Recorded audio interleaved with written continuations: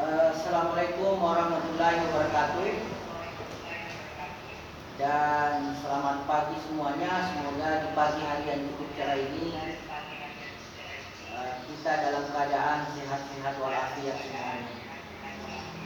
Dan terima kasih banyak kepada peserta yang hadir pada hari ini, karena pada hari ini adalah hari yang penting. Kami akan memberikan ilmu baru tentang bagaimana dinamika dan pengantar hukum yang ada di Indonesia. Jadi nanti kami akan buka sesi pertanyaan kepada Bapak Ibu. Sekiranya ada pertanyaan yang ingin disampaikan, karena pada dasarnya kami ingin sekali bersilaturahmi kepada Bapak Ibu dari seluruh desa yang menjadi mitra kami yang ada di Kabupaten Bone dan juga di kelurahan yang ada di Bone.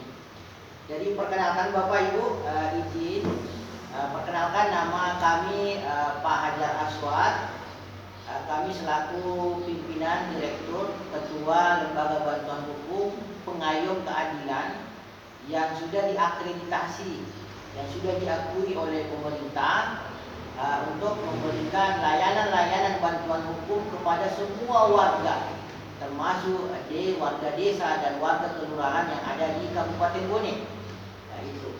Kemudian yang kedua, izin Bapak Ibu, kami perkenalkan dulu singkat kantor kami. Dari kantor Lembaga Bantuan Hukum ini, Pengayom Keadilan, ini berlokasi di depan kantor lapas Watang Bone. Dan kami tiap hari terbuka mulai jam 8 pagi sampai jam 5 sore. Jadi tujuannya apa? Ada warga mungkin dari desa, dari kelurahan yang ingin berkonsultasi, kami pada dasarnya welcome, terbuka untuk Bapak Ibu semuanya. Kenapa? Karena Bapak Ibu itu adalah bahagian dari kami. Ya, jadi seperti itu. Jadi sekali lagi, Lembaga Bantuan Hukum Pengayom Keadilan ini adalah yang senantiasa memberikan akses keadilan bagi seluruh warga masyarakat di Kabupaten Bone. Yang berlokasi berkantor di depan kantor lapas, Jalan Yosudarso, Jalan Poros menuju Bajoy. Ya, atau lebih tepatnya pas di depan kantor lapas Watang Bone. Baik Bapak Ibu, terkait dengan materi pengantar hukum dan demokrasi, jadi ada beberapa hal yang kami ingin sampaikan, bahwa kalau kita bicara tentang hukum yang ada di Indonesia, mungkin ini banyak ragamnya, ya, banyak sekali fenomena-fenomena, dinamika-dinamika, kejadian yang terjadi di tengah-tengah masyarakat, terutama di desa-desa yang jauh akses terhadap informasi. Ya, jadi hukum itu sebenarnya ada dua. Ada istilahnya hukum pidana yang sifatnya memaksa. Kalau kita langgar, maka kita akan disanksi, kita akan dipidana. Nah, tentu larinya kepada kepolisian. Ya, kemudian ada juga istilah hukum perdata. Ya, perjanjian kedua belah pihak, perselisihan kepada sesama warga, sesama keluarga, sepupu dan sebagainya. Itu masuk konteks wilayah hukum perdata. Kemudian ada juga dalam konteks hukum administrasi negara. Ya, kalau hukum administrasi negara, ya ini rekan-rekan Bapak Ibu yang ada di kelurahan dan di desa, itu akan mengadministrasikan seluruh berkas-berkas, dokumen-dokumen. Nah, itu diatur oleh ilmu hukum tentang administrasi negara. Kemudian ada juga istilah hukum HTN, hukum tata negara. Kalau hukum tata negara itu adalah misalnya ada kebijakan dari pemerintah setempat, contoh misalnya ada kebijakan kepala desa, lurah, camat, bupati, gubernur, sampai kepada Bapak Presiden. Kalau sedianya ada keputusan-keputusan yang merugikan masyarakat itu bisa digugat, ya. Hukum tata negara, ya.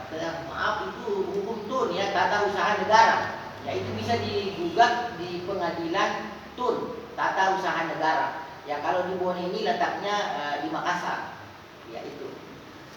Kemudian terkait dengan pengantar hukum itu, tentu ada namanya hierarki perundang-undangan. Ya, hierarki perundang-undangan itu adalah susunan perundang-undangan mulai daripada yang tertinggi sampai kepada yang paling rendah. Dan ini menjadi ilmu pengetahuan bagi Bapak Ibu yang mungkin belum pernah dapat ilmunya, sekarang sudah mengetahui bahwa ada hierarki perundang-undangan sesuai dengan Undang-Undang Nomor 12 Tahun 2011 tentang hierarki perundang-undangan, susunan perundang-undangan yang berlaku di Indonesia. Urutan yang pertama adalah Undang-Undang Dasar 1945. Ya, Undang-Undang Dasar 1945 itu adalah menjadi the founding father kita. Itu adalah konstitusi kita. Kemudian ada namanya ketetapan MPR. Ya, ketetapan MPR itu, ya, misalnya Majelis Permusyawaratan Rakyat membuat semacam ketetapan itu. Kemudian yang ketiga ada namanya undang-undang. Misalnya kalau dia kami ini rujukannya, misalnya kalau bantuan hukum itu ya diatur oleh Undang-Undang Nomor 16 Tahun 2011 tentang bantuan hukum. Bapak Ibu bisa nanti baca-baca itu undang-undangnya. Kenapa? Karena itu masuk di hierarki undang-undang. Kemudian di samping itu perundang-undang itu banyak macamnya, Bapak Ibu. Kalau misalnya dia urusan privat, kalau misalnya mengenai perkawinan ya diatur oleh Undang-Undang Perkawinan. Ya. Seperti ini Bapak Ibu, ada regulasi terbaru sekarang bahwa tidak boleh dikawinkan anak kita kalau sebelum umurnya 19 tahun. Ya, ini regulasi aturan terbaru. Jadi kalau dia umur warga itu masih umur 18 ke bawah, belum mencukupi 19, itu tidak bisa. Pihak pengadilan tidak akan merekomendasikan. Kenapa? Karena itulah aturan yang terbaru.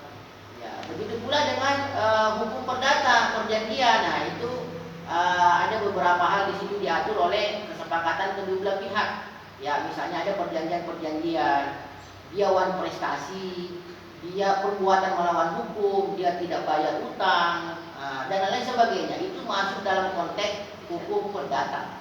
Ya, begitu. Ya, itu mengenai undang-undang. Jadi begitu banyak undang-undang, termasuk Bapak Ibu yang tiap hari mungkin di desa atau di kelurahan, Bapak harus baca itu undang-undang desa.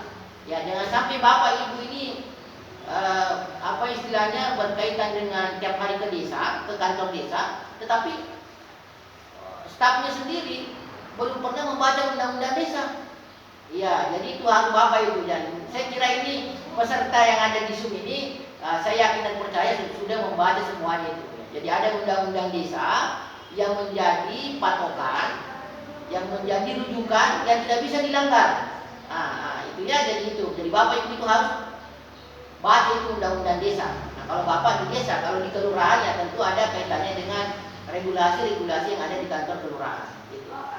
Kemudian ada istilah Perpu, Bapak. Ya, kalau Perpu itu peraturan pemerintah pengganti undang-undang. Misalnya dalam keadaan darurat, dalam keadaan genting. Itu Bapak Presiden bisa membuat Perpu. Perpu itu adalah peraturan pemerintah pengganti undang-undang.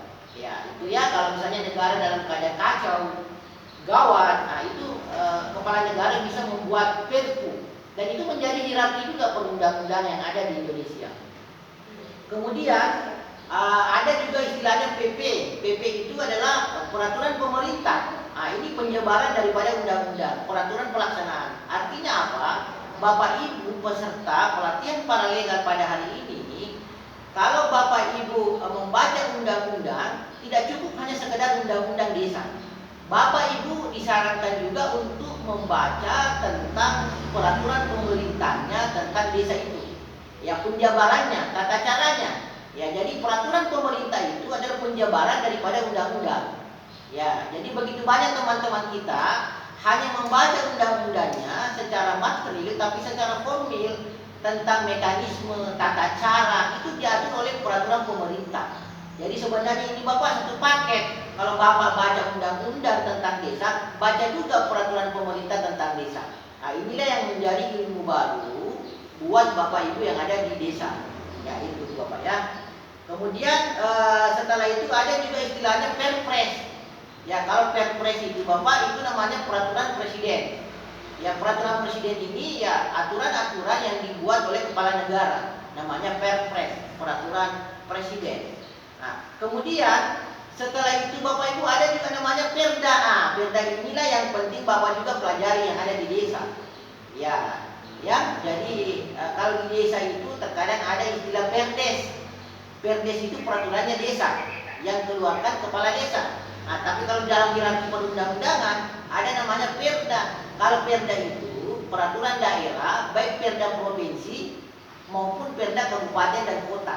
Ya, misalnya Perda tentang minuman yang tidak diperbolehkan itu ada. Perda tentang dilarang merokok sembarang tempat, nah, itu diatur oleh Perda. Artinya apa?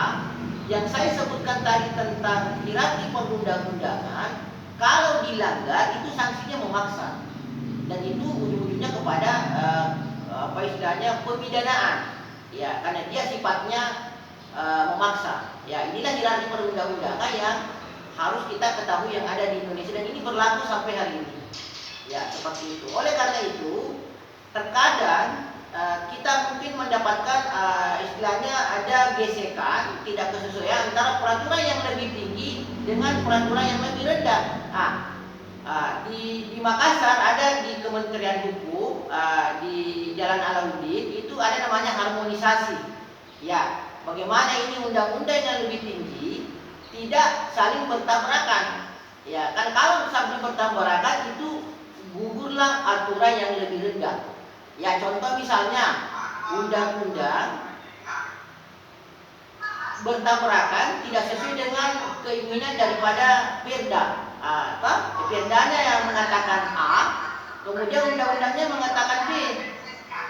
Ya, oleh karena itu tidak boleh. Ya, harus namanya harmonisasi peraturan perundang-undangan. Harus sesuai antara istilahnya aturan yang lebih tinggi dibanding dengan aturan yang lebih rendah. Ya, saya kira seperti itu Bapak Ibu ya. Ya, jadi itu. Kemudian kalau kaitannya dengan demokrasi, ya memang kita di Indonesia ini ya demokrasi ini ya penting sekali. Karena kekuasaan yang tertinggi itu sebenarnya berada di tangan rakyat. Ya, kedaulatan tertinggi itu ada di tangan rakyat. Ya, jadi demokrasi di Indonesia ini semakin berkembang sejak zaman reformasi. Artinya semua orang itu punya hak untuk berkreasi, untuk memberikan hal-hal yang sifatnya positif ya kepada kemajuan bangsa dan negara. Ya, demokrasi ya. Nah, itu. Jadi saya kira itu yang menjadi poin penting terhadap kegiatan pengantar hukum pada hari ini. Dan insya Allah sebentar saya harap semoga yang ada di Zoom ini kita buka sisa pertanyaan untuk apa istilahnya menggali atau menjawab nantinya pertanyaan-pertanyaan dari Bapak Ibu seyogianya ada yang terjadi di desa Bapak Ibu. Dan insya Allah kedepannya kami akan turun ke desa Bapak Ibu karena kami ini adalah bahagian daripada apa istilahnya mitra dari Kementerian Hukum yang ada di Makassar di Kanwil Provinsi Sulawesi Selatan. Ya, jadi insya Allah kami nanti akan ada Bapak Ibu di kantor mungkin kami jadwal itu jalan-jalan ketemu kepala desa atau kepala kelurahan untuk mensosialisasikan layanan pembentukan pos bantuan hukum. Dan Bapak dan Ibu menjadi prioritas untuk menjadi paralegal.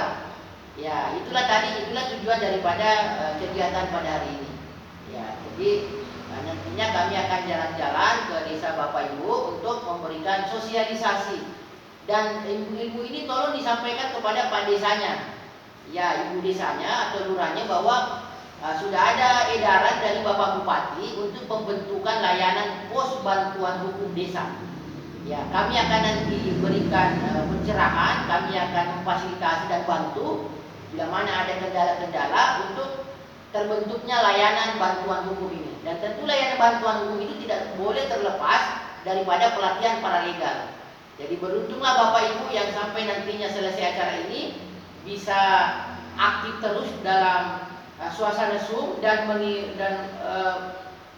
mengisi daftar hadir sampai selesai setiap jam pergantian, karena itu nanti akan kami rekomendasikan bahwa yang layak menjadi paralegal nantinya di desa Bapak Ibu itulah adalah yang mengikuti pelatihan pada hari ini.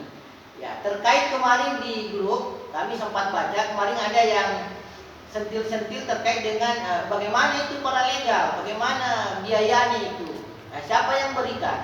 Ya, jadi sebenarnya kalau kita bicara tentang paralegal, insya Allah ke depan di 2026 semoga program ini terlaksana. Nanti paralegal itu ada insentif dari dana desa, dianggarkan dana desa untuk terjadinya terlaksananya program Posbankum ini.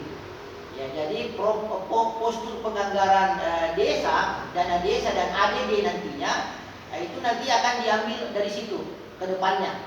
Ya, jadi semoga ini tercapai. Jadi sebenarnya Bapak ini beruntung mengikuti pelatihan ini. Kenapa? Karena tentu yang mengikuti pelatihan ini kami akan rekomendasikan dan dicatat langsung oleh Kanwil, Kementerian Hukum Kanwil Provinsi Sulawesi Selatan untuk merekomendasikan nanti Bapak Ibu kepada kepala desanya. Nah, sehingga nantinya kalau sudah ada penganggaran dana desa, itu nanti Bapak Ibu bisa dapat insentif dari situ. Ya, jadi itu mungkin Bu yang kami sampaikan kepada Bapak Ibu. Dan yang lebih penting adalah kami harapkan Bapak Ibu yang ada di rapat Zoom ini menyampaikan kepada masyarakat bahwa di Boni ini sudah ada layanan bantuan hukum khusus untuk orang miskin. Ya, orang miskin, dan kita akan berikan advice, nasihat-nasihat bantuan hukum sesuai dengan kasus-kasus yang mereka hadapi. Dan Bapak Ibu bisa menjadi mediatornya nanti, mempertemukan kepada kami, atau paling tidak Bapak Ibu bisa menyelesaikan dulu lah secara non litigasi. Jadi konsepnya adalah ada dua. Kalau di Posbankum desa itu dia sifatnya non litigasi. Ya, non litigasi itu adalah upaya-upaya hukum untuk bagaimana memediasi masyarakat warga yang ada di kampung atau di desa. Ya, artinya apa? Jangan sampai perkara ini sampai kepada pihak berwajib, atau misalnya proses pengadilan di saling gugat menggugat di pengadilan. Ya, kalau dia sudah terjadi litigasi di proses kepolisian, terjadi proses pelaporan dan menggugat di pengadilan, itu namanya sudah mengarah kepada litigasi. Ya, jalur formal. Ya, seperti itu Bapak Ibu ya. Jadi kalau untuk paralegal ini dia fokusnya kepada non litigasi. Ya, menjadi peacemaker, ya, juru perdamaian. Ya, juru perdamaian mendamaikan kedua warga yang saling bertikai, yang saling tidak sepaham, yang saling berselisih. Ya, itulah nanti Bapak bisa menjadi peacemaker, juru perdamaian. Karena kita ketahui bersama bahwa hukum itu yang paling baik itu adalah berdamai. Ya, karena kalau misalnya dia dilapor polisi, dia digugat, tidak menutup kemungkinan mereka akan mendendam. Paling tidak keluarganya bisa mendendam. Ada dendam-dendam yang sifatnya membalas. Tetapi kalau Bapak Ibu bisa selesaikan secara mediasi, non litigasi, maka itu adalah hukum yang paling tertinggi. Itulah hukum yang paling baik, mendamaikan warga yang mungkin terjadi sengketa atau perkelahian yang tidak dikehendaki. Ya, jadi mungkin itu yang menjadi catatan penting buat Bapak Ibu terkait dengan masalah-masalah yang ada di desa. Ya, jadi sekali lagi mohon kiranya Bapak Ibu menyampaikan kepala desanya bahwa insya Allah dekat-dekat ini itu akan dibentuk layanan Posbankum, ya, pos layanan bantuan hukum dan berkantor di desa. Ya, tujuannya apa? Jadi warga kalau ada masalahnya dia berangkat ke desa. Dan Bapak Ibu inilah menjadi juru perdamaian. Ya, yang nanti di SK-kan ditugaskan oleh kepala desa. Ya, seperti itu mungkin langkah-langkahnya untuk ke depan ya. Jadi terima kasih kepada Bapak Ibu yang telah menjadi apa istilahnya menjadi untuk paralegal. Paralegal itu tidak serta-merta bahwa kita ini harus sarjana hukum. Biar kita SMA atau apa, yang penting intinya kita bisa mendamaikan, dan itu nantinya ke depan akan dilegalisasi, akan dilegalkan, akan di-SK-kan oleh kepala desa. Ya, inilah mungkin Bapak Ibu yang kami sampaikan. Semoga ini menjadi perhatian Bapak Ibu ya. Ya, jadi itulah mungkin yang kami sampaikan. Jadi tadi itu Ibu ya, ada namanya hierarki perundang-undangan ya. Itu tidak boleh saling bertentangan antara aturan yang lebih tinggi dengan aturan yang paling rendah. Contoh misalnya perda, ada perda peraturan daerah di Bone, tetapi mungkin kepala desa membuat perdes, peraturan desa. Nah, itu kalau bertentangan dengan perda, otomatis peraturan desa itu akan gugur. Peraturan desa itu dianggap tidak sah. Kenapa? Karena tidak sinkron. Oleh karena itu, peraturan desa itu harus sesuai dengan, tidak bertentangan dengan aturan yang lebih tinggi. Ya, yang mana tadi yang saya sampaikan tadi. Kalau kita bicara susunan perundang-undangan, ya itu tadi sesuai dengan Undang-Undang Nomor 12 tahun 2011 tentang hierarki perundang-undangan. Ya, nah, ada Undang-Undang Dasar 45, ada ketetapan MPR, ada undang-undang, ada Perpres, ada PP, ya, ada Perda, ada Perdes. Kalau untuk hierarki itu sampai di Perdes saja lah, peraturan daerah. Ya, jadi itu mungkin Bu yang kami sampaikan untuk menghargai waktu, karena sebenarnya paling baik, bagus kalau kita ini sharing-sharing Bapak Ibu. Terima kasih yang ada di kampung sana yang telah bergabung dengan kami. Kami sangat senang atas kehadiran Bapak Ibu yang telah meluangkan waktunya bersama-sama untuk mendapatkan ilmu baru. Dan pertemuan ini bukan berakhir pada hari ini. Kita akan nanti menjalin tali silaturahmi. Apabila Bapak Ibu ada masalah di desa yang tidak bisa diselesaikan, bisa nanti konsultasi langsung kepada kami untuk kami berikan rujukan-rujukan, layanan-layanan yang tepat bagi warga Bapak Ibu desa yang ada di desa. Ya, karena itulah menjadi amanah undang-undang yang ada di Indonesia. Saya kira Bapak Ibu untuk karena kita dibatasi waktu, mungkin ada pertanyaan mewakili satu orang. Di rapat ini saya kembalikan kepada moderator untuk memberikan waktu kepada Bapak Ibu untuk memberikan pertanyaan sekiranya ada pertanyaan. Ya, untuk menghargai waktu saya persilakan kepada Ibu moderator. Silakan. Baiklah, itulah tadi pemaparan dari pemateri. Selanjutnya adalah sesi tanya jawab dengan peraturan yang akan saya letakkan. Yang pertama itu kesempatan tanya jawab untuk peserta. Yang kedua, waktu tanya jawab kami batasi. Untuk selanjutnya saya silakan para peserta untuk pertanyaan. Untuk peserta yang bertanya, tolong sebutkan namanya dan desanya atau kelurahannya. Terima kasih.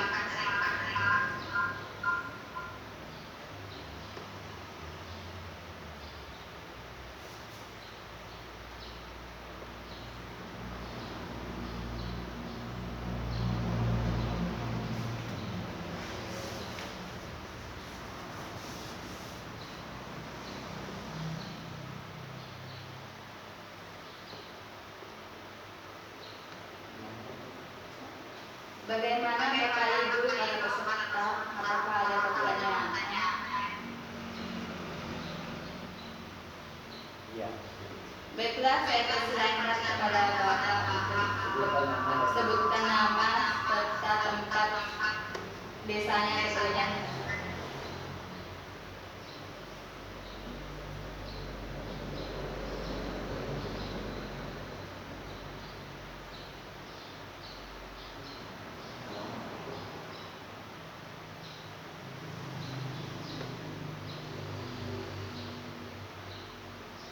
Oke, mau bertanya Bu? Baik, saya persilahkan kepada yang mau bertanya.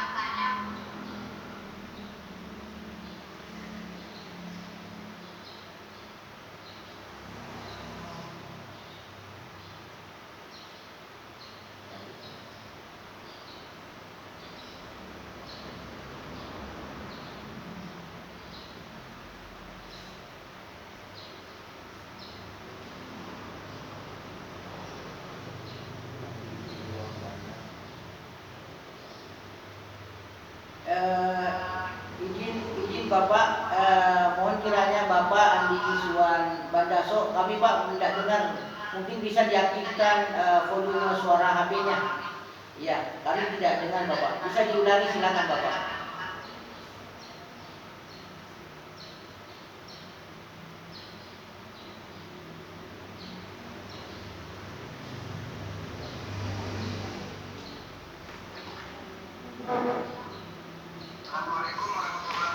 Waalaikumsalam. Terima kasih Bapak.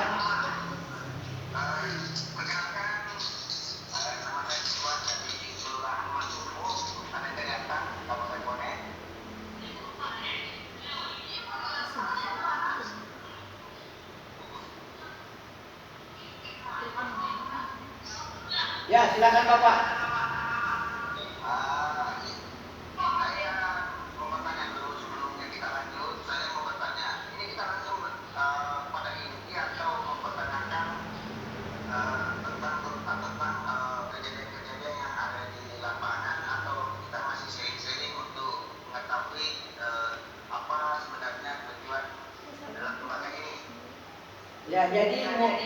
Jadi izin menjawab. Mungkin ada kejadian-kejadian Bapak yang terjadi di Kelurahan Masungku, mungkin menurut Bapak rumit, mungkin diselesaikan, ataukah mungkin Bapak sudah menyelesaikan dengan baik, ya bisa disampaikan Bapak. Silakan Bapak. Tergantung kesadaran hukum. Iya, silakan Bapak. Pak Ridwan. Iya, boleh. Silakan Bapak.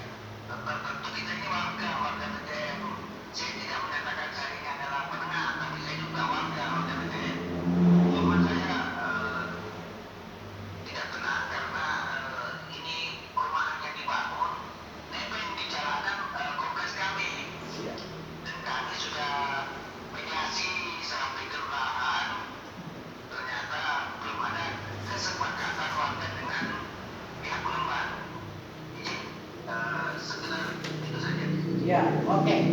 Terima kasih banyak Pak Ridwan. Saya kira ini pertanyaannya Pak ini sifatnya fakta. Ya Pak Ridwan ya, terima kasih Pak. Iswan. Ya. Kami sangat senang Pak Iswan telah mengajukan pertanyaan. Kita sharing-sharing lah di rapat ini untuk mencari sebuah pengalaman dan solusi. Jadi Pak Iswan tadi sudah tanya tentang adanya bangunan yang menurut sebagian warga itu tidak menyetujui. Kami berpikir kalau terkait dengan perumahan Bapak Ibu itu ada aturan mainnya.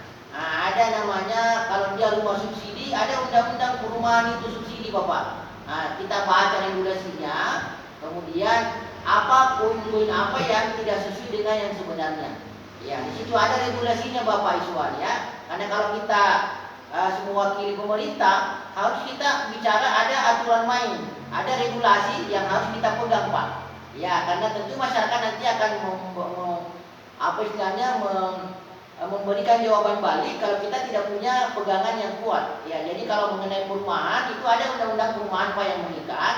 Kemudian saya kira kalau adanya ketidaknyamanan itu harusnya dikomunikasikan dengan pihak developer atau pengembang.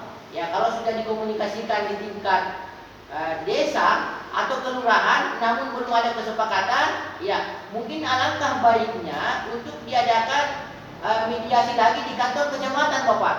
Karena kami ada pengalaman ini Pak Iswan, ini hanya sekedar sharing-sharing. Kami pernah ada tangani di kantor, kami ingin damaikan selesaikan di tingkat kelurahan dan desa. Akan tetapi buntu di sana karena mungkin ada beberapa hal, makanya kami tindak lanjuti di kantor camat. Ya, terkadang di pemerintah level tertinggi yang lebih tinggi dari lurah itu terjadi kesepakatan.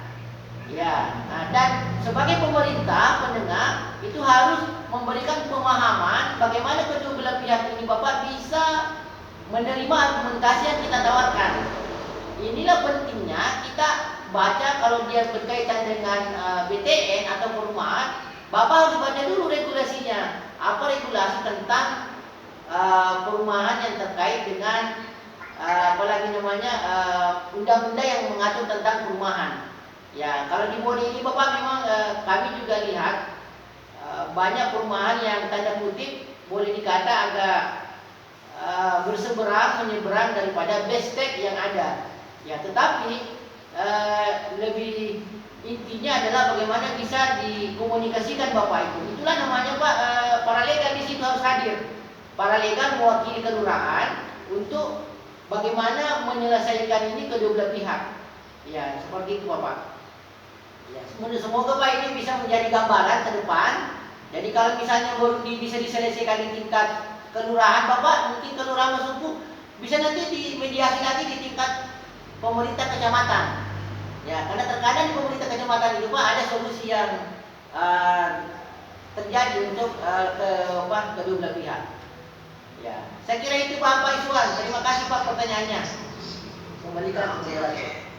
Iya. Iya. Silakan Pak moderator. Baiklah, apakah masih ada pertanyaan dari peserta? Sampai dari yang ada ibu ada yang bertanya.